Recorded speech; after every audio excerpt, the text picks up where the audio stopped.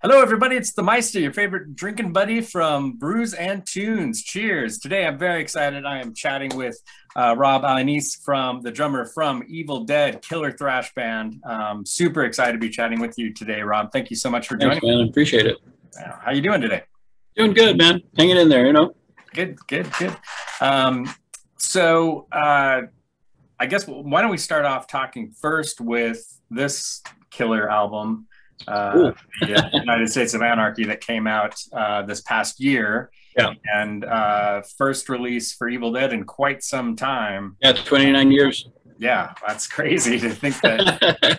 And what's so cool about it is it doesn't seem like any time has, I mean, apart from, obviously, production quality Right. has gone up over the past few years, but I would say, I mean, it's just a continuation of Evildead from late 80s, early 90s. I mean, it doesn't feel, I mean, you guys didn't miss a beat. I mean, Awesome. Yeah, that was the intention, basically, just to carry on from the first album, because me and Albert weren't part of the second album. But yeah, I mean, it's kind of the next step from the Annihilation record. nice, nice. Yeah, and it definitely has that same vibe, that same Definitely. yeah, I mean, hopefully you don't take offense to this, but I mean, hearing it, I would not think this is an older band. I mean, it sounds like young, angry, Awesome. hungry musicians. It's awesome. I mean, and especially the drumming. I mean, you're just destroying. Appreciate it, man. Thank you. Yeah, it's really cool. It's a really cool album. Really fun to Yeah. listen to.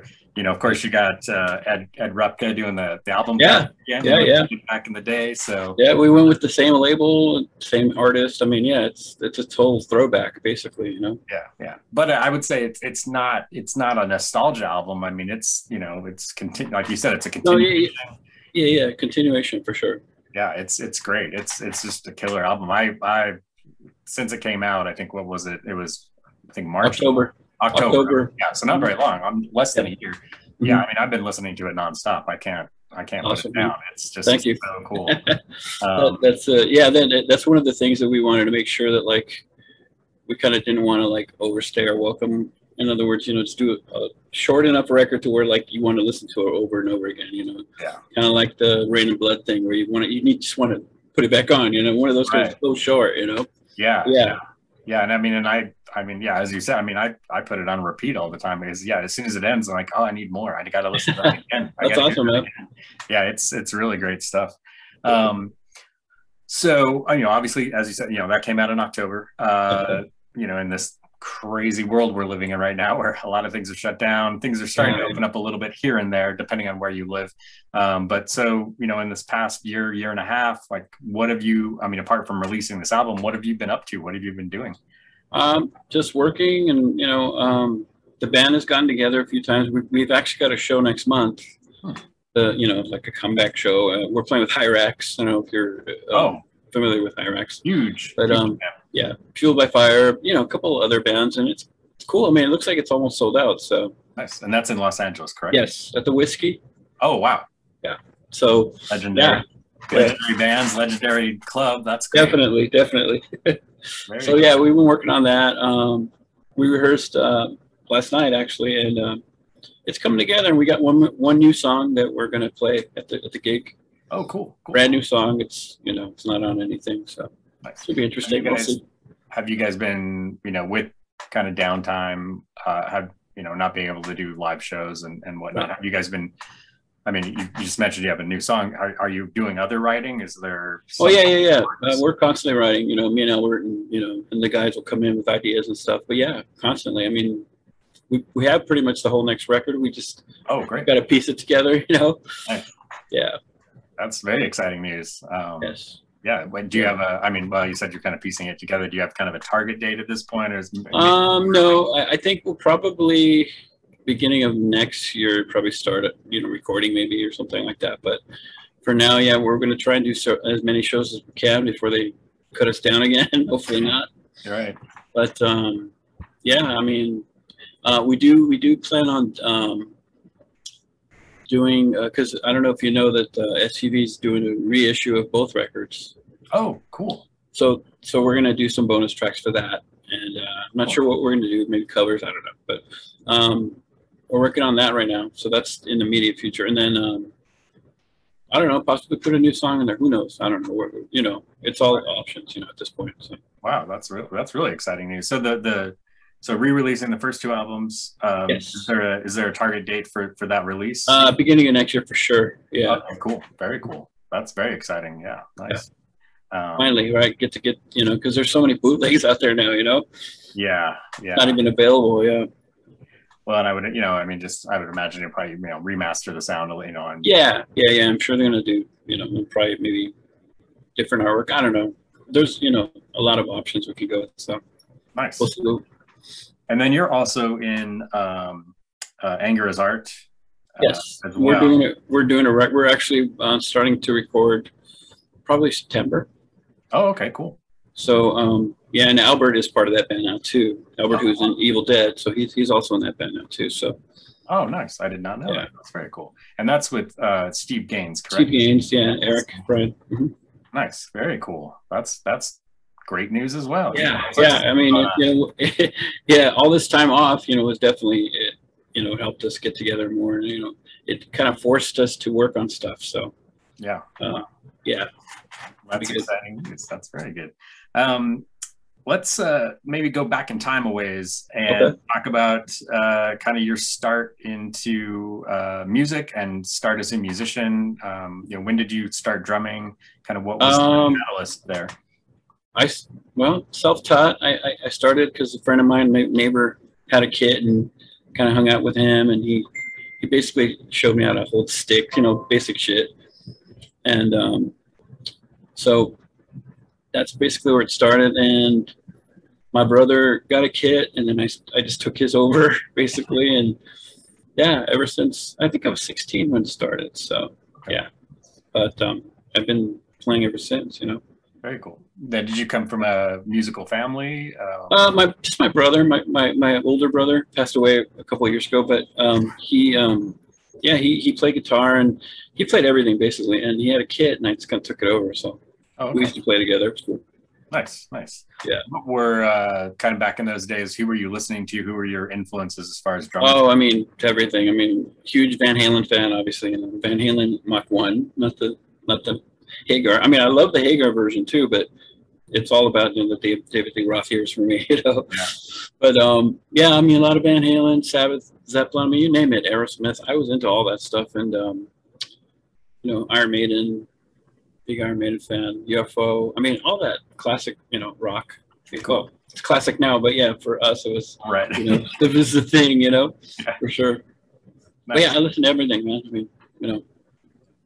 Yeah. And then you and I guess it would have been Juan and Albert and the original bass player Mel. You guys started Evildead. Yeah, well, Mel actually started the band, and then he got me, and then he got Juan and interested, and then for a short time there, Mark Caro, who was in Abattoir with Mel and Juan, was on guitar, but he decided to keep going with Abattoir, and then that's when I got my friend Albert, and you know, that was it basically. Nice. And you guys were pretty young, just kind of right out of high school. Yeah, it was like 86. Yeah, I was going to say, I thought it was pretty early. And yeah, I know that. And I've been trying to find a copy. I can't find. I'd love to find that first demo where I think Mel sings, right? He's the singer. Yes. Yeah, it's on YouTube. I think there's a kind of a dodgy sounding copy of it on there, but and I have, I don't know, somewhere. I have a tape of it, you know, and it's crazy because being a buddy of mine, we basically printed and copied those ourselves. So we sold that. I don't know. I think it could have been about 800 copies of that, like back there in the day. You know, like the old mail order, you know, thing. You know, sending back in stamps, that kind of thing. You know. Nice. So, yeah. And then, you know, it obviously became kind of, you know, where I had heard about it, kind of became legendary because it was part of the tape trading that was going on. Yes, exactly. So you'd hear about like, oh, there's this band, Evildead. Like, what? Who? I gotta check this out. So yeah, I've never been able to find like an old copy. I've always no, I only have one copy, and that was like a secondhand. Oh wow. Copy of it. It wasn't like an original, or whatever. But yeah, those things are pretty scarce. Nice. And then I think it was not too long after you guys had released the demo, Phil joined, right? Yeah. take over his vocals, and that was probably what, 87ish or so. Yeah, around late 87. Okay, cool. And obviously he's on the Annihilation album. He's on the album. Yep. He's the singer, and yeah. How did you guys meet up with him? Did he? I think he was a friend of Mel's. Oh, okay. And and then I think Mel couldn't, because the songs progressed a little bit more, and he couldn't play and sing. So we got Phil in, and he had the punk attitude, and we figured, fuck, that's cool, you know. Right. So yeah, he knew Mel, and he brought him in and stuff like that, and we went from there, basically just, you know, at one point there, right before Phil joined, we tried a bunch of other singers, and just couldn't find someone with the right attitude or whatever, you know. So, but yeah, we you know, Phil's definitely got the, you know, the punk thing going. So yeah, I got to belt him out. He's for sure. Rage. Yeah, it's great to hear him. He's a great singer. So, you know, at that time, you know, late 80s, you know, of course, in Los Angeles at that time, you know, you had the glam metal thing was huge, right. And then you started to see, kind of this underground, you know, angry movement, kind of reactionary to that, and you know, and also just fast, you know, that, you know, crossover with the punk and you know, that whole scene. What was that like for you? Did you have a sense, you know, as part of that movement, did you have a sense that things were changing and that you were part of something big, or was just like, oh, we're just doing what we do? Actually, no, I didn't. I mean, back then I didn't really think about that. Really, just, I mean, I was just stoked to be in a band, you know, like, you know, these guys, you know, because I totally idolized those guys. Like, I was a huge Avatar fan. I actually was on the road crew for a while. Oh, cool. So yeah, you know, I looked up to these guys, so I figured, fuck, they're, you know, actually gonna let me play with them. That was a big thing for me. So, but yeah, I mean, you know, I got Albert in, and, you know, he's a good friend of mine, and ever since that whole thing, and the collaboration between Albert, because like me and Albert are pretty, like, we write together really well. It's really, it's kind of like second nature for us. So it kind of works out. I mean, we're prolific in that way because we write a lot of music. So we've got a bunch of different styles of music that we've written. Oh, cool. And some of it kind of more death metal, more black metal, whatever. Some of it's kind of infiltrating now in Evildead, but it's not to the point where it's not thrash. Right. It's kind of a mix, you know. So you'll see, like, hopefully, you know, I'm sure people record that gig, and you'll see the new song is a little more dark, you know, darker sounding, not necessarily faster, but yeah, it sounds pretty dark. So so I think that's where we're going to head. That's where the direction's going right now, you know. Right. Nice. Very cool. That's exciting. Yeah. And so you mentioned, you know, you and Al writing, and so it sounds like it's a pretty collaborative in terms of. Yeah, for sure. Yeah, the guys will come in with riffs. You know, Carlos one has riffs too, and basically they'll add to what we've got, like a structure or whatever, and that's usually where it goes, you know. But yeah, Carlos will come in with a song, and we'll work with it, and then it ends up being a collaborative effort anyway, you know. Nice. And then Phil, I guess, would come in with lyrics. Right. Once the song's kind of. Yeah, he writes all the lyrics. Yeah. Nice. And yeah, great lyrics. Lots of piss and vinegar in that guy for sure. Great. Actually, a lot of the lyrics were written by Bob Rangel, which is used to be my drum tech back in the day. And so a lot of the old lyrics, like I think there's 3 songs on there that Phil wrote. Okay. The rest of it, the old punkish kind of, that's all Bob. So. Oh, interesting. Very cool. Very cool. Yeah, I mean, you guys have always been kind of known for being, you know, this. The political thing. Yeah, very political. Yeah, definitely. Charged and angry. And has that ever been problematic for you? No, not really. Not until recently. You know, like people like assuming like that they saw the cover and they, oh, you know, BLM, all this other stuff. I said nothing to do with that. You know, right. It's kind of a happy accident, really, because we gave Repka kind of a concept, and it was basically, you know, the 70s movie Soylent Green.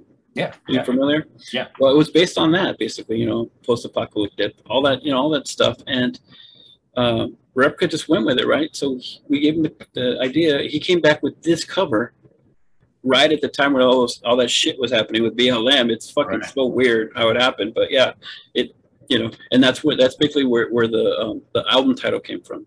Oh, okay. It was part of a lyric in one of the songs, and we thought, well, this is perfect for the album cover because it fits, Yeah, yeah.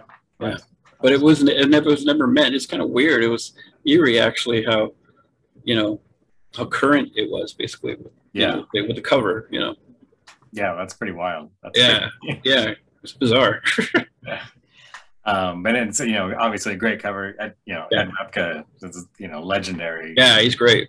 Yeah, he's great. Amazing. And yeah, I've talked to other people that have used him for album covers, and they say, yeah, it's so cool because you just give him an idea and then he runs with it and comes up with something pretty amazing. I have some friends of mine, a local band. They hired him for their album cover, and they gave him just a real basic idea, and then he came back. And the cool thing is there's a person on the front. There's a nuclear blast behind him, and he's basically melting, and it's a self-portrait of Ed Repka. He did himself. Oh shit, that's cool. Yeah, when you look at it, like, oh shit, that's Ed Repka.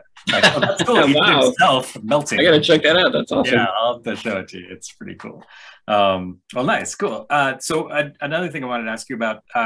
So Evildead, you guys are known for putting on really high energy, intense shows.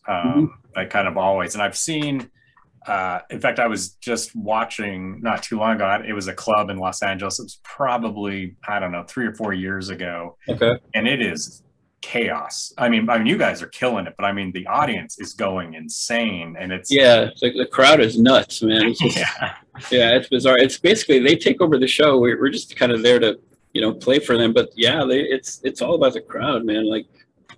These kids are nuts, man. They're beating the crap out of each other. I'm like, dude, Have you ever been in fear of like your equipment or even your own personal? No, they're.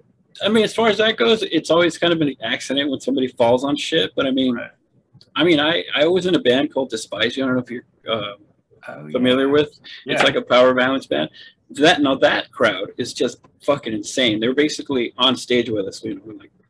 I'll send you some links to clips. Okay. Where it's just insane, like bizarre, But so I'm kind of used to that thing, and I actually prefer that kind of exchange. It's awesome. I mean, you feed on it, Yeah. And you guys definitely do, yeah. Yeah, it's really cool, man. I mean, some of the kids. I don't know if you've seen that clip of Violence playing, and the guy's hair gets cut, and the headstock of the guitarist. Have you seen that? I don't think I've seen that. Oh my god, dude, it's sickening. Like you can see, like the guy's like pulling, and the guy finally just rips it out, and like his hair hanging out is fucking sick. Oh my god. But yeah, it's fucking insane, man. It's really cool. Crazy. That is crazy. And so I would imagine you're gonna have a similar show at the Whiskey. Well, maybe. I mean, the security there is kind of shitty, where they'll try and keep people from doing it. But I mean, if it's packed. There's really nothing they can do, you know what I mean? Yeah. Oh, and both, you guys and Hyrax. Definitely. Hyrax gets people like going nuts. So, I'm not sure who's playing first or who's playing last. I don't know. It's kind of like a co-headliner or whatever, but so we'll see. Nice. Hyrax is great though. Yeah. Great band. And I would say, not just the crowd, but I mean, when anytime I've seen any footage of you guys playing, it seems you guys really feed off of each other as live musicians. Like, you look like you're having a lot of fun together. Oh yeah, that's the main thing. Like it doesn't what you're doing. Yeah, it doesn't seem like you guys are ever going through the motions. You're actually enjoy playing with one another, and it shows, and it seems like you guys really feed off of each other's energy, and it's obvious. Again, I haven't been to a live show, so I don't know if you guys have even. I don't know if you ever came to Utah. If you did, it would have been way back, probably. I don't. Maybe when we were out of the band, it might have been in the '90s or something. Yeah. I haven't seen you live, but I mean, I've watched a lot of footage on YouTube and whatnot.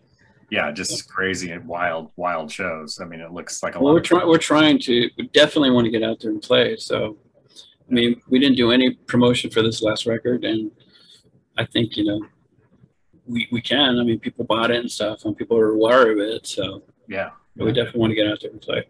Yeah, and it's such a great record. It's so good. I'd love to hear that stuff live. And I think you may have played. I I think some of the footage I saw, it seems like you did have one or two songs that you had been. I think you guys were working on them at the time. It was, you know, obviously. Oh yeah. We definitely did some of this, the new records, like I don't know, maybe 2 or 3 songs in the set. Yeah, it seems like I saw some of that. Maybe it was like, yeah, I mean, it was pre-pandemic, obviously, but yeah, I think maybe 2019. I think I saw, you know, somebody had recorded a show in Los Angeles somewhere, and it seems like I think you guys played like. I think you might have played The Descending, if I remember correctly. Descending, and I think we did Word of God at the time. I think we had that. Oh, we've had Greenhouse since 1990. Actually, should have been on the first record, but oh, really? Wow. Yeah, I never made it. You recorded it for the latest album. Yeah.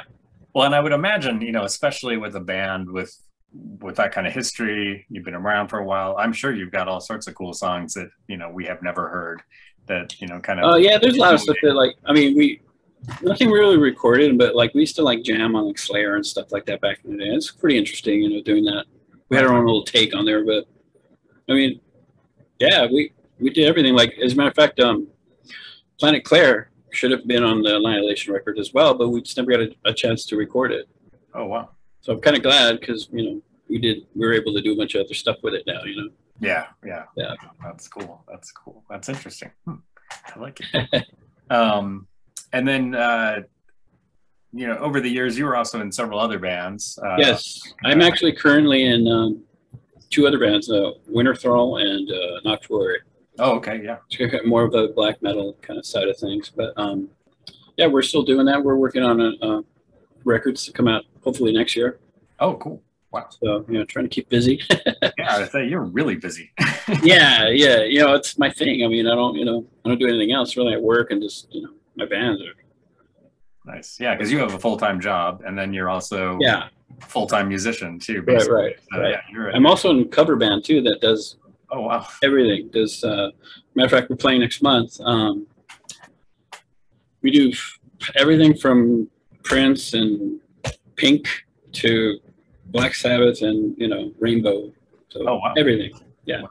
Pretty really wide range there. That's pretty. Yeah, cool. I mean, yeah, and it's a chick singer, so she does all that stuff. She's amazing, you know. Oh wow, that's cool. Really cool. Retro Vibes.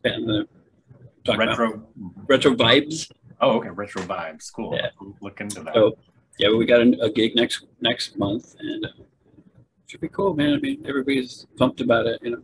Nice. Very cool. A lot of fun. And when did you say the show with Hyrax is? That's coming up? That's the 20th of August. Oh, 20th of August. Okay. So 22nd is that bar gig that I'm doing with the cover band. Oh, okay. Cool. So a couple days later. That's very cool. That's cool. Yeah. So yeah, I don't want to keep you all day, but I wanted to ask you. I don't know if you're a beer drinker, if you're a craft beer drinker. I actually don't. Albert's a huge beer fan. He drinks a lot of beer. As a matter of fact, there was talk. I don't know if we're still doing it or not. They're making Evildead beer. I don't know. Oh, cool. Yeah, I thought I had heard that. I wanted to ask you about that. Yeah. So he's jazzed. He's like, man, yeah, that would be the best. So yeah. But yeah, I think Carlos kind of drinks Phil once in a while. But I don't drink at all, and pretty much I'm the only one that doesn't. But yeah, those guys are, you know, once in a while, you know. Okay. Well, so my blog, I pair craft beer with heavy metal albums. Right. And I do pairings, you know, with you know, metal albums and beer. But let's say it's a Saturday night. You're hanging out, not drinking beer, having a glass of water, having a Coke or whatever. What album are you spinning? What's your kind of go-to? My go-to, let's see, probably Van Halen 1. That's like a constant for me. Nice. Yeah, I love that record. And then, like, as far heavier, lately I've been listening to a lot of Carcass. Oh, cool. So like their new stuff, and like the Heartbreak record, all that stuff's amazing. Yeah, killer stuff. Yeah, really cool stuff, especially the drumming. It's it's amazing. Yeah. Nice. Yeah, it's funny you mentioned Van Halen. I was just listening to Van Halen 1 like 2 days ago, I think. You know, it was one of those where, like, God, I haven't listened to that album for a while. I need to. Yeah. It's just from that opening, it's just perfect. It's perfect. It's insane, man. Like, I remember when I first heard that shit, I used to sneak into my brother's room and listen to his records while he was gone, right? Right. So I saw the cover and I'm like, wow, that's cool. So I put it on and I was like blown away. I was like, what the hell? It was amazing. And then I'm the One comes on. I'm like, that's just like speed metal, you know? Yeah. It was really great. So yeah, I mean, I'm huge fan. Nice. Very cool. Well, Rob, this has been a pleasure chatting with you today. Thank you so much for taking the time out to chat with me. For all the people out there watching, all the fans out there watching, if you're in the Los Angeles area, definitely go check out Evildead with Hyrax on August 20th at the Whiskey, because that will be a fucking amazing show. I wish I could be there. And then look forward to a new Evildead album in the next year. If you don't own this, go get it. You will love it. It is such a great album. And then, of course, your other band, Anger is Art, also have new material coming out the coming year. So, yeah, everybody should keep an eye out for those albums. It's going to be great. Awesome. So, thank you so much, Rob. I really appreciate it. Hey, thank you, man. I appreciate it. Yeah, have a great day. You too.